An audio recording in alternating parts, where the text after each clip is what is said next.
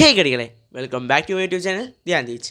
ഇന്ന് നമ്മൾ വന്നിരിക്കുന്നത് മലയാള സിനിമയുടെ യങ് സൂപ്പർ സ്റ്റാർ എന്നറിയപ്പെടുന്ന ആസിഫ് അലിയുടെ ഏറ്റവും വലിയ സിനിമയായിട്ടുള്ള ആഭ്യന്തര കുറ്റവാളി എന്ന് പറയുന്ന സിനിമയുടെ റിവ്യൂ ആയിട്ടാണ്. നിങ്ങൾ തമിഴിൽ ടൈൽ കാളിലൊക്കെ കണ്ട പോലെ ആഭ്യന്തര കുറ്റവാളി എന്ന് പറയുന്ന സിനിമയുടെ റിവ്യൂ പറയാനായിട്ടാണ്. സോ നമുക്ക് എത്രയും പെട്ടെന്ന് റിവ്യൂലോട്ട് കിടക്കാം. ഗൈസ്, റിവ്യൂ പറയുന്നതിന് മുന്നേ ഈ സിനിമേനെ പറ്റി ഞാനൊന്ന് പറയാം. ഈ സിനിമ ഒരു ഫീമെയിൽ ഓറിയൻറ്റഡ് സിനിമയല്ല, അതൊരു ആണുങ്ങളെ ബേസ് ചെയ്തത്, അതായത് ആണിൻ്റെ പെർസ്പെക്റ്റീവിൽ പറയുന്ന ഒരു സിനിമയാണ്. സോ എല്ലാവർക്കും ഈ സിനിമ എങ്ങനെ വർക്കായിക്കൊള്ളണമെന്ന് ഒരു നിർബന്ധമില്ല. സോ നിങ്ങളുടെ ഓൺ റിസ്കിൽ ഈ സിനിമ കാണാൻ ശ്രമിക്കുക. ഞാൻ പറയാൻ പോകുന്നത് എൻ്റെ വ്യക്തിഗതമായിട്ടുള്ള അഭിപ്രായമാണ്. തുടർന്ന് വീഡിയോ കാണുക. സോ നമുക്ക് സിനിമയെ പറ്റി പറയാം. ഇതിനെപ്പറ്റി പറയുകയാണെങ്കിൽ ഞാൻ ഒരു ഹൈപ്പും ഇല്ലാതെയാണ് ഈ പടത്തിന് പോയത്. പടം തുടങ്ങി ഫസ്റ്റ് ഹാഫ് നല്ല ലാഗായിരുന്നു.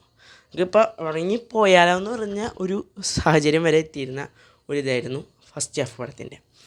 യാതൊരു വിധത്തിലുള്ള എൻഗേജിങ്ങോ പൊട്ടിയ തിറക്കാത്ത കോമഡിയോ അങ്ങനത്തെ ഒരു സംഭവമായിരുന്നു. പക്ഷേ ഫസ്റ്റ് ഹാഫിൽ ഒരു ഇൻ്റർവൽ ബ്ലോക്ക് ഇട്ട് സെക്കൻഡ് ഹാഫിൽ പാടെ ഒരു പോക്കിട്ട് ഇമോഷണൽ കോമഡി ഇത് ഒക്കെ ഒന്നിനൊന്ന് വെച്ചാൽ ഫസ്റ്റ് ഹാഫിലൊരു പാട്ടുണ്ട്, അതെനിക്ക് തീരെ ഇഷ്ടമായില്ല. അപ്പോൾ ഞാൻ വെച്ചാൽ ഒരു മലങ്കൾട്ടി രീതിയിലാണല്ലോ ഈ പടപ്പം പോകണത് എന്നുള്ളൊരിതായിരുന്നു. സെക്കൻഡ് ഹാഫിലൊരു പാട്ട് വളരെ ഇഷ്ടപ്പെട്ടു, അടിപൊളി സാധനം. അതുപോലെയാണ് ഈ പടം. സെക്കൻഡ് ഹാഫിൽ ഒരു രക്ഷയില്ല. അത് ഇപ്പോൾ സ്റ്റോറിയിൽ കടക്കാൻ വേണ്ടിയിട്ടാണ് ഒരു ഫസ്റ്റ് ഹാഫ് ഇങ്ങനെ സ്ലോ പേസിൽ പോയത്. പക്ഷേ സെക്കൻഡ് ഹാഫ് ഇങ്ങനെ രക്ഷയില്ലാണ്ട് കിടലായിട്ടുണ്ട്. പിന്നെ എടുത്തു പറയേണ്ട കുറച്ച് performance. Asif Ali my man, emotional ഞങ്ങളൊക്കെ എന്ത് അടിപൊളിയായിട്ടാണ് ഈ മച്ചാൻ എടുത്തു വെച്ചിട്ട്. എൻ്റെ പൊന്നെ, ഈ സിനിമ ഒറ്റയ്ക്ക് ലിഫ്റ്റ് ചെയ്തുകൊണ്ടിരുന്നു. ഫസ്റ്റ് ഹാഫിലൊക്കെ നമ്മളെ ലിഫ്റ്റ് ചെയ്തുകൊണ്ടിരുന്നത് ആസിഫ് അലിയാണ്. അതുപോലെ തന്നെ അസീസിൻ്റെ ക്യാരക്ടർ, ആൾ ചെറിയൊരു കൂട്ടുകാരൻ, ആ ഒരു സെറ്റപ്പാണ്. പക്ഷേ ആളായാലും ഓക്കെ ആയിട്ട് ചെയ്തിട്ടുണ്ട്. പിന്നെ എടുത്തു പറയേണ്ട പെർഫോമൻസാണ് അശോകൻ ചേട്ടനും ഹരിശ്രേഷ് അശോകൻ ചേട്ടനും അതുപോലെ തന്നെ ഭരതൻ ചേട്ടനും. എൻ്റെ പൊന്നി, ഇവർ ചെറിയ ചെറിയ സീൻസുണ്ട്, പക്ഷേ ഇങ്ങനത്തെ ഒരു കിട്ടിലാൻ ഇതാടെ ഇമോഷണൽ കണക്റ്റൊക്കെ അത് പീക്ക് എന്ന് പറയുന്ന സംഭവങ്ങളാണ്. അത്രയ്ക്ക് ഇമോഷണൽ നമുക്ക് കറക്റ്റ്, നമ്മൾ ഒന്നും അനുഭവിച്ചിട്ടില്ലെങ്കിൽ കൂടിയും നമുക്ക് അത്രയ്ക്ക് ഇമോഷണലി കണക്റ്റ് ആവുന്ന കുറേയധികം കോൺട്രിബ്യൂഷൻസ് ഇവരുടെ ഭാഗത്തു നിന്നുണ്ടായിരുന്നു. അത്രയ്ക്കില്ല. സെക്കൻഡ് ഹാഫിലൊരു 90% സീൻസും കോട്ടിലാണ്. അതിൻ്റെ ഇടയിലൊരു ഈ പാട്ടിൻ്റെ ഒരു ഇതിൽ മാത്രമാണ് കുറച്ചൊന്ന് മാറിപ്പോകുന്നത്. പക്ഷേ ഒരു 90-80% ഷൂട്ടും കോർട്ടിലാണ്. പക്ഷേ നമുക്ക് കോർട്ട് സാധാരണ മുഷിപ്പിക്കുന്ന ഒരു ഇതാണ്. പക്ഷേ ഈ പടത്തിലെ കോർട്ട് റൂം സീൻസാണ് ബെസ്റ്റ് സീൻസ്, അടിപൊളി സീൻസ് ആയിരുന്നു.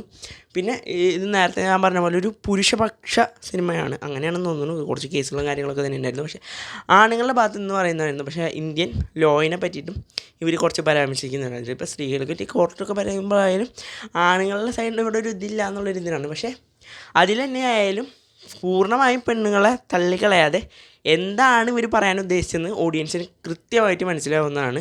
അതിലൊരു വരിയുണ്ട്, ആ വരി പറഞ്ഞ സ്പോയിലറാവും. അത് നിങ്ങൾ പടം കണ്ടു കഴിഞ്ഞാൽ മനസ്സിലാവും. ആ വരിയിലുണ്ട് ഈ പടത്തിൻ്റെ ടോട്ടൽ ഇതും. അപ്പോൾ അത് മനസ്സിലായവർക്ക് ഈ സിനിമ നല്ല രീതിയിൽ കണക്റ്റ് ആവും.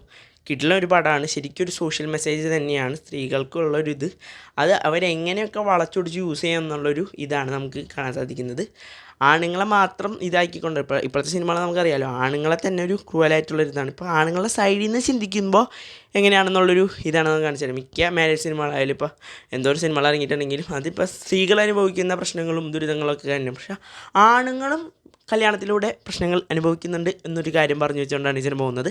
അത് മനോഹരമായിട്ട് ഈ ഡയറക്ടർ എഴുത്തുകാരനെ നമുക്ക് എഴുതി. അപ്പോൾ നിങ്ങൾ ഈ സിനിമ ടിക്കറ്റ് എടുത്ത് കാണുന്നത് നിങ്ങളുടെ ഓൺ റിസ്കിലാണ്. കാരണം നിങ്ങൾ ഫാമിലി ആയിട്ട് പോവുകയാണെങ്കിൽ നിങ്ങൾക്ക് എല്ലാവർക്കും അക്സെപ്റ്റബിൾ ആയിട്ടുള്ളൊരു കാര്യമല്ല ഇതിലും പറഞ്ഞു വയ്ക്കുന്നത്. സോ എത്രയൊക്കെ തന്നെ എല്ലാവരും ഒരുപോലെയാണെന്നൊക്കെ പറഞ്ഞാലും പറയുമ്പോൾ ഇതൊരു ഇങ്ങനത്തെ ഒരു സിനിമയാണ്. പക്ഷേ നമുക്ക് സാധാ ഒരു ഫീമെയിലിനെ സപ്പോർട്ട് ചെയ്യുന്ന സിനിമ നമുക്ക് അങ്ങനെ തോന്നുന്നില്ല. കാരണം അറിയാലോ, ഞാനിത് പറഞ്ഞ് വേറെ ഇതാക്കുന്നില്ല.